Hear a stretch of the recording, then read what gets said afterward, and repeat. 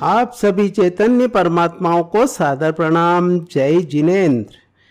दोस्तों, जिनवाणी में कभी तो आत्मा को कर्मों का कर्ता कहते हैं और कभी अकर्ता। ऐसे विरोधाभास में यह क्रिस्टल क्लियर निर्णय कैसे हो कि मैं करता हूँ या अकर्ता? आखिर सत्य क्या है? बस इसी भावना से ब्रह्मचारी श्री सुमत प्रकाश जी, शुल्लक श्री जिनेन्द्र जी वर्णी और श्री फूलचंद जी शास्त्री के प्रवचनों से लिया गया संक्षिप्त सार इस वीडियो में प्रस्तुत कर रहा हूँ। मुझे पूरा भरोसा है कि इन बिंदुओं पर सभी दृष्टिकोण से विचार करने के बाद इस विषय में आपको कोई भी शंका शेष नहीं रहेगी। दोस्तों, इसमें मेरा अपना कुछ भी नहीं है। बस मैंने अपनी स्वयं की समझ के लिए जो नोट्स बनाए थे और इन ज्ञानियों की कृपा से जो कुछ मेरी अल्प बुद्धि से समझ पाया, बस वही आपको भी शेयर कर रहा हूँ। आइए सबसे पहले यह देखते हैं कि आखिर अकर्तृत्व या साक्षी भाव को समझना इतना महत्वपूर्ण क्यों है। दोस्तों, श्री फूलचंद जी शास्त्री कहते हैं कि धर्म को यदि एक शब्द में कहना हो तो वह शब्द है जागृति। मैं परिणामों का भी अकर्ता ध्रुव चैतन्य तत्व हूँ, ऐसी जागृति ही धर्म है।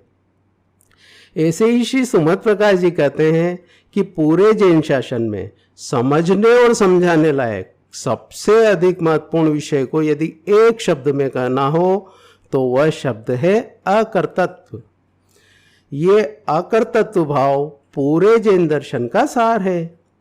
अकर्तृत्व को समझे बिना आप चाहे जितना पढ़ो सुनो, चाहे जितनी शुभ क्रियाएं करो, लेकिन जब तक हमारी श्रद्धा में कर्तृत्व का भाव है तब तक हमारा सारा तप, त्याग, पूजा पाठ और स्वाध्याय आदि सभी क्रियाएं मुक्ति की प्राप्ति में बिल्कुल भी सहायक नहीं हो सकेगी।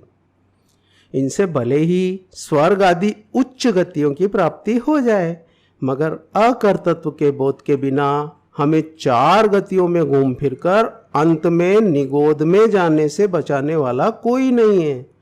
यह कर्तृत्व भाव ही समस्त दुखों की जड़ है और अकर्तृत्व भाव अनंत सुख पाने का मूल हेतु है। दोस्तों, अधिकांश दर्शन साक्षी भाव अथवा निर्विकल्प आत्म ध्यान को अध्यात्म की यात्रा का सबसे महत्वपूर्ण सोपान और अनिवार्य अंग मानते हैं।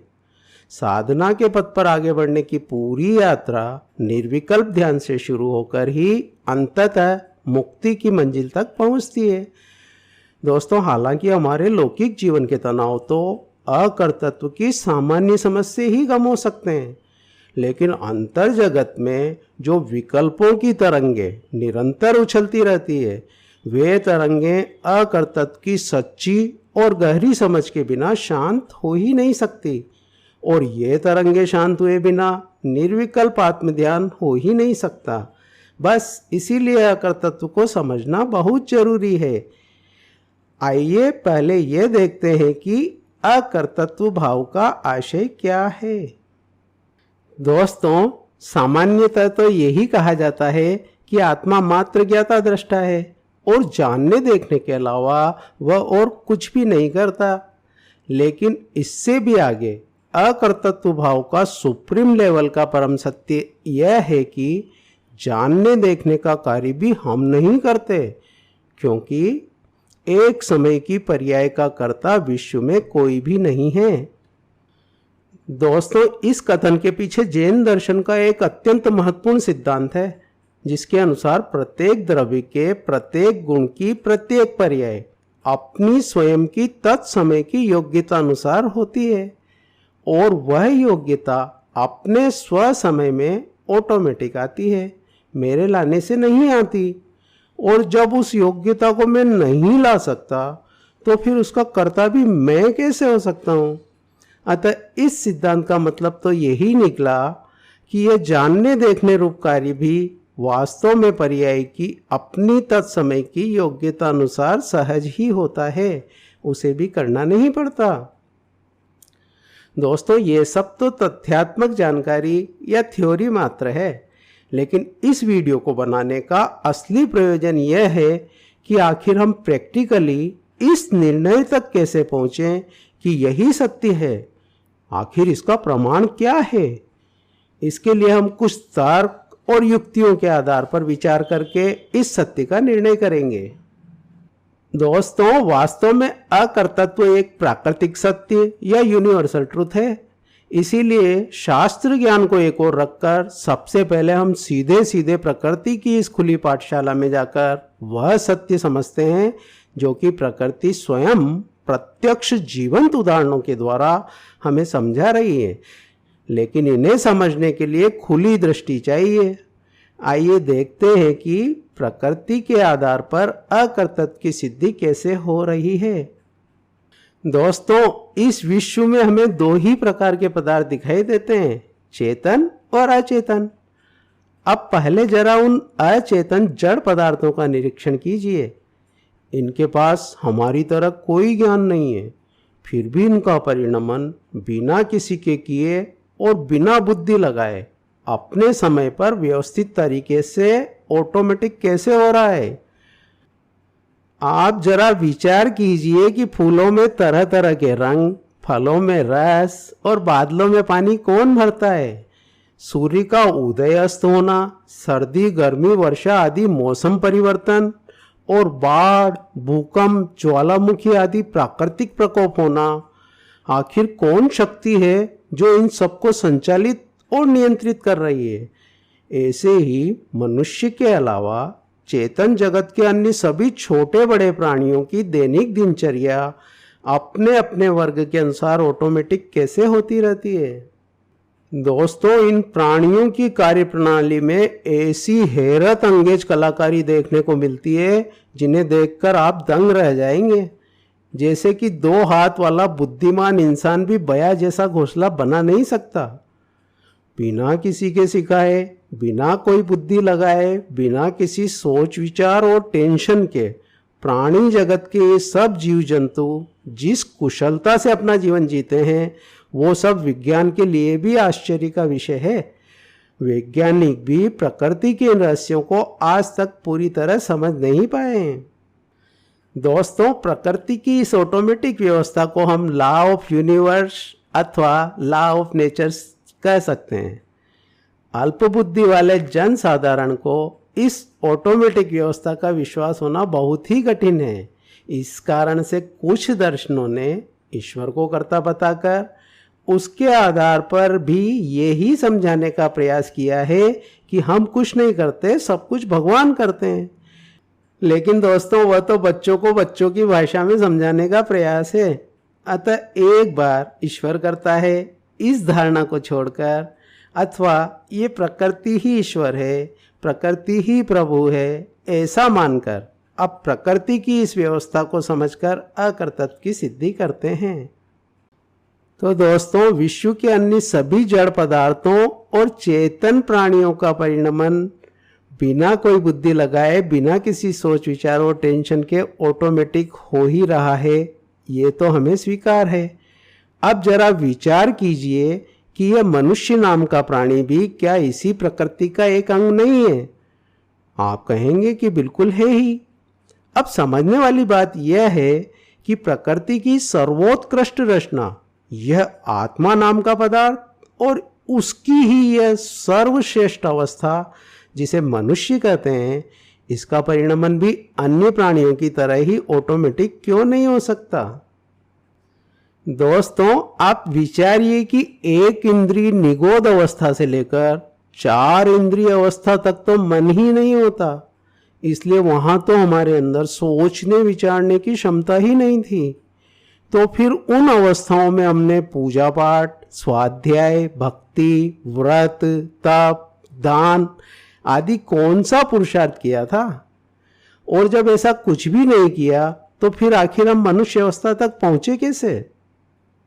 इस प्रश्न का समाधान करते हुए श्री जिनेन्द्र जी वर्णी तो ऐसा कहते हैं कि इस जीवात्मा को प्रकृति स्वयं एक इंद्रिय वनस्पति आदि की अवस्था से उठाकर कीड़े मकोड़े, मक्खी मच्छर आदि अवस्थाओं के रूप में विकसित करते करते इस मनुष्य अवस्था तक पहुंचा देती है। लेकिन यहाँ आकर एक गड़बड़ ये हो जाती है कि यहाँ आकर मनुष्य में कर्तृत्व का अहम जागृत हो जाता है और वह स्वयं को इस प्रकृति से अलग मानकर सारी बागडोर अपने हाथ में लेकर पुरुषार्थ करना चाहता है।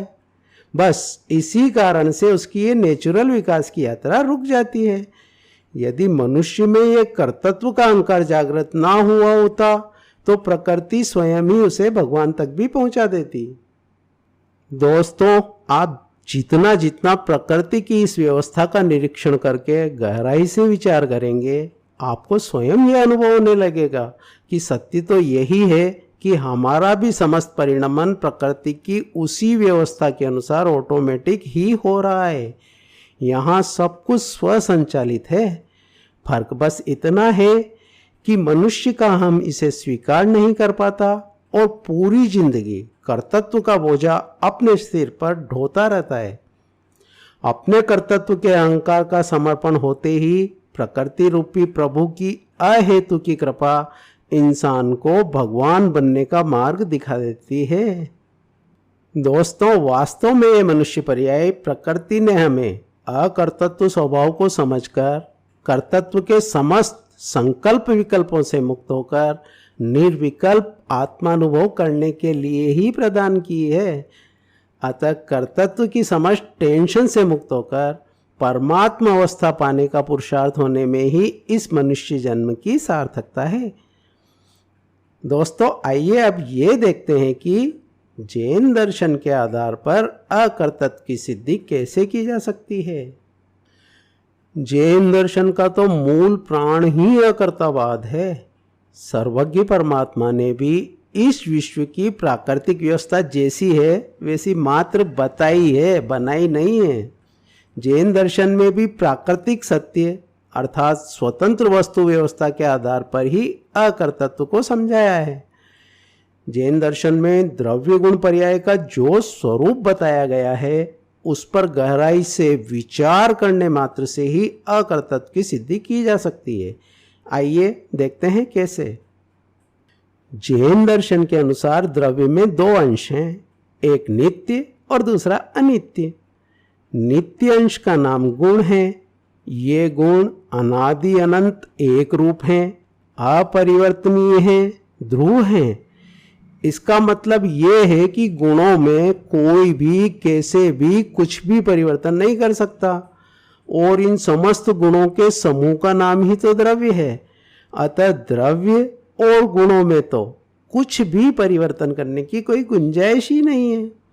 अब जो दूसरा अनित्य अंश है जिसका नाम पर्याय है वो प्रति समय बदलती है। इसीलिए यहाँ हमें यह भ्रम हो जाता है कि इस पर्याय में तो मैं कुछ कर सकता हूँ, लेकिन दोस्तों वास्तव में पर्याय में भी हम कुछ नहीं कर सकते, क्योंकि पहली बात तो यह है कि पर्याय का परिणमन एक समय में होता है। दोस्तों, समय के सबसे छोटे भाग को जैन दर्शन में एक समय कहते हैं। वह एक समय इतना सूक्ष्म है कि एक सेकंड में भी असंख्यात समय होते हैं। पर्याय का जो परिणमन होता है वो उस एक समय में होता है और एक समय का वो परिणमन हमारे वर्तमान ज्ञान का विषय ही नहीं बन सकता। उसे तो मात्र केवल ज्ञान में ही जाना जा सकता है। हमें तो एक एक समय करके असंख्यात समय में जो कार्य घटित हुआ है वह स्थूल कार्य ही हमारे वर्तमान ज्ञान में जानने में आता है। अब आप सोचिए कि जो एक समय में होने वाला परिणमन मुझे जानने में ही नहीं आता तो फिर उसको मैं कैसे कर सकता हूँ। अब इससे भी ज़्यादा दूसरी विचारनी बात यह है कि एक समय में आत्मा के अनंत गुणों की अनंत पर्यायों का परिणमन एक साथ होता है। दोस्तों, आत्मा में अनंत गुण हैं और उन अनंत गुणों की अनंत पर्यायों का परिणमन उस एक समय में एक साथ हो रहा है। अब आप विचार कीजिए कि यदि मैं करने का प्रयास भी करूं तो किस किस गुण की किस किस पर्याय को करूंगा और कैसे करूंगा। दोस्तों, इन दोनों पॉइंट पर गंभीरता से विचार करने पर ही ये सत्य भी भली भांति समझ में आ सकता है कि वास्तव में एक समय की पर्याय का कर्ता विश्व में कोई भी नहीं है। यदि द्रव्य गुण पर्याय का ऐसा स्वरूप हमें समझ पूर्वक स्वीकार हो जाता है तो फिर सहज ही स्वीकार हो जाता है कि पर्याय की अपनी तत्समय की योग्यता अनुसार सब कुछ होता तो है, लेकिन उसे मैं करता नहीं हूं। दोस्तों, यह बात आपको कुछ कठिन लग रही होगी, इसीलिए अब इन दोनों पॉइंट्स को कुछ सरल उदाहरणों से समझते हैं। जैसे कि हमारा ये शरीर अरबों खरबों कोशिकाओं से मिलकर बना हुआ, इन्हीं कोशिकाओं से शरीर के तमाम अंग और खून मांस हड्डी आदि बनते हैं। आज का विज्ञान भी इस बात को प्रमाणित कर चुका है कि शरीर में जो भी एक्चुअल कार्य होता है वह तो कोशिका के लेवल पर शुरू होता है। दोस्तों, अभी तक तो हमें ऐसा लगता है कि इस शरीर को हम अपनी इच्छा अनुसार मेंटेन और संचालित कर सकते हैं। अब आप विचार कीजिए कि कोशिका के लेवल पर होने वाला वह कार्य जब इतना सूक्ष्म है कि हमारे ज्ञान का विषय ही नहीं बनता, मतलब जानने में ही नहीं आता, तो फिर उन अरबों खरबों कोशिकाओं में प्रति समय एक साथ होने वाले उन कार्यों को हम कैसे कर सकते हैं। जैसे कि अभी हमें ये लगता है ना कि मैं बोलता हूं, अर्थात इस बोलने की क्रिया का कर्ता मैं हूं। अब आप विचार कीजिए कि कुछ भी बोलने से पहले आपको सोचना तक नहीं पड़ता और आपकी जुबान, कंठ और तालू ऑटोमेटिक एक विशेष अंदाज में हिलते हैं और आप लगातार बोलते चले जाते हैं। ये सब अंदर की प्रक्रिया इतनी फास्ट और इतनी सूक्ष्म होती है कि आपके ज्ञान का विषय ही नहीं बनती। इस बात का पता आपको तब चलता है जब कई बार आप कुछ बोलना चाहते हैं मगर चाहकर भी बोल ही नहीं पाते। ऐसे ही कई बार आप बोलना क्या चाहते हैं मगर कुछ और ही बोल जाते हैं। फिर आप ये कैसे मान सकते हो कि मैं बोलता हूं? दोस्तों, इस उदाहरण से आप समझ सकते हैं कि हमारे शरीर के माध्यम से ये बोलने की क्रिया होती तो है, लेकिन उसको करने वाला मैं नहीं हूं। यदि और गहराई से देखें तो ये बोलना तो पूरी तरह से शरीर की क्रिया है, वो तो मैं नहीं करता, लेकिन आत्मा में उत्पन्न होने वाले विकल्पों को भी मैं नहीं करता, क्योंकि वे विकल्प भी मैं लाता नहीं हूं। बस वो भी पर्याय की अपनी तत्समय की योग्यता अनुसार आ जाते हैं। दोस्तों, ये बात बिल्कुल ऐसी है जैसे कि बैलगाड़ी के नीचे चलने वाले कुत्ते को यह भ्रम हो जाता है कि इस बैलगाड़ी को मैं ही चला रहा हूं। ऐसे ही स्वयं होती हुई इन पर्यायों के परिणमन में मुझे यह भ्रम हो जाता है कि इन्हें मैं कर रहा हूं। दोस्तों, अब मैं आपको जिनागम के कुछ ऐसे पॉइंट बताना चाहता हूं जो कि प्रकृति की इस ऑटोमेटिक व्यवस्था की पुष्टि करते हैं। आप जरा विचार करें कि ऐसा क्यों है। 6 महीने 8 समय में 608 जीव ही निगोद से बाहर निकलते हैं और 608 ही मोक्ष में जाते हैं। कुछ जीव अभव्य ही हैं, आखिर उनका क्या दोष है। 11वें गुण स्थान की ऊंचाई को छूने वाला इतना योग्य पुरुषार्थी जीव भी वहां से नीचे क्यों गिर जाता है। त्रस्त पर्याय में रहने का अधिकतम समय 2000 सागर ही क्यों है। दोस्तों, जिनागम में ऐसी और भी अनेक बातें हैं जिनका बस एक ही जवाब है कि प्रकृति की ऐसी ही व्यवस्था है, जो है सो है, इसमें कोई भी कुछ भी परिवर्तन नहीं कर सकता। हाँ, इतना जरूर है कि जिनकी भली होनहार हो, जिनके संसार सागर का किनारा आ गया हो, उन्हें यह सत्य समझ पूर्वक स्वीकार हो जाता है।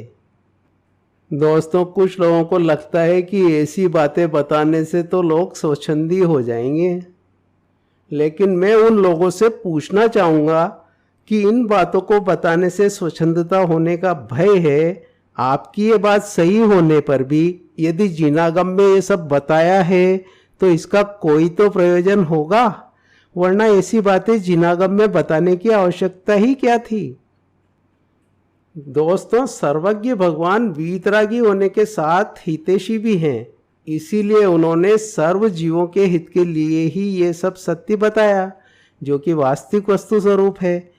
इसको समझे बिना जीवों का हित होना संभव नहीं था, लेकिन जब तक ऐसा सच्चा स्वरूप समझ में ना आए तब तक भी जीव स्वच्छंदी होकर पाप में न चला जाए, उसके लिए उन्होंने इसके साथ साथ व्यवहार धर्म की बात भी बताकर उन जीवों को नीचे गिरने से रोका है।